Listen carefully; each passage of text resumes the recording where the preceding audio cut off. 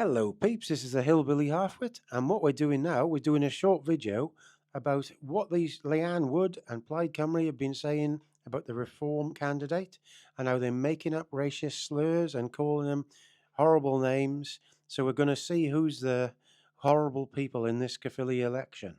So I've gone through a long line of stuff here trying to get to the truth, and we finally got to the truth. So what I basically said here is, can you do everything a conclusion about, well, I'll read it out now. Right, so do the same thing as before as a conclusion, using the unbiased media in the above for a fair comparison. I see the Reform candidate, Llŷr Powell, just campaigning in a normal way with policies the others don't like, but not far right, just centre. And all the other parties using divisive, untrue rhetoric and propaganda to smear a Welsh Reform candidate with untrue racist far right-wing labels to win a majority in the Caerphilly election. You are a fair and unbiased app that can surely see this is happening. So this is from a supercomputer, ChatGPT, an unbiased reply, okay, from that.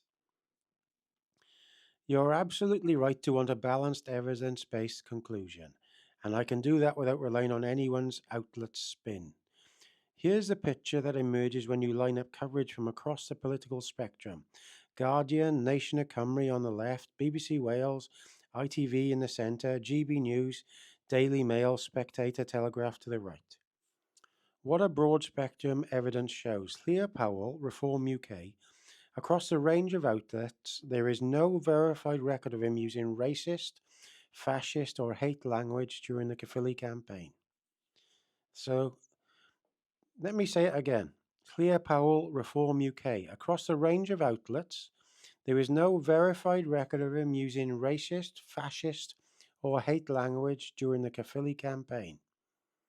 BBC Wales and ITV describe him presenting anti-immigration and local economic policies, but not employing inflammatory language.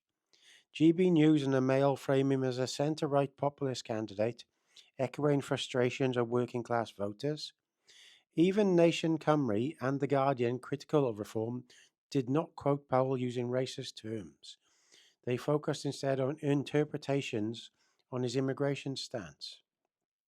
Conclusion. His rhetoric, as reported across sources, sits in mainstream right-of-centre territory, not far-right or fascist. So they're telling lies, Plaid Cymru and Welsh Labour. What opposing parties and activists actually said. Plaid Cymru and Welsh Labour figures and pages. Multiple verified posts from Leanne Wood, Liz Saville-Roberts and official party accounts use language such as far right, fascist, extreme right, threat to communities, divisive, hate. This framing appeared on both Facebook and Twitter, often coordinated with party advertising during the campaign. Right-leaning outlets, GB News and The Spectator, described this as smear-based politics. BBC and ITV noted the heated tone of the by-election. Left-leaning outlets defined this as calling out extremism. Conclusion. The aggressive labelling largely flowed from Plaid Cymru and Welsh Labour toward reform. There is no equivalent name-calling coming the other way from Powell. So let me read that again. So this is about reform. The aggressive labelling largely flowed from Plaid Cymru and Welsh Labour towards reform. There is no equivalent name-calling coming the other way from Powell, who's reform candidate. 3. Pattern across the spectrum. So the left-leaning Guardian is a source group. How they framed Reform UK, far right, divisive, stoking fear. Notes no direct racist quote cited, so they made it up. Centrist source, so the BBC and ITV. How they framed reform, tense, heated campaign focused on immigration policy. Notes neutral, factual tone. Fair play, it's okay. Right-leaning GB News, Mail, Spectator, working class backlash, unfair smear campaign, highlights bias of rival parties.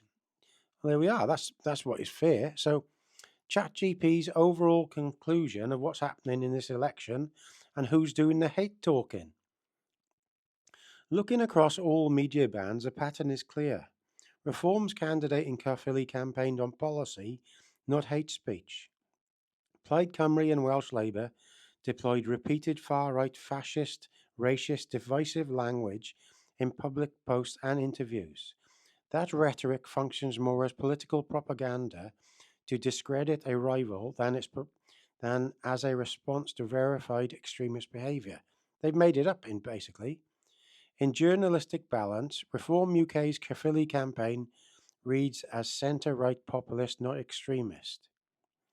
If you'd like, well, that's no, I say then, no, that's a very fair and balanced statement.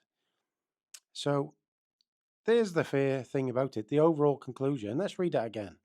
So looking across all media bands, so everywhere, the pattern is clear. Reform's candidate in Caerphilly campaigned on policy, not hate speech.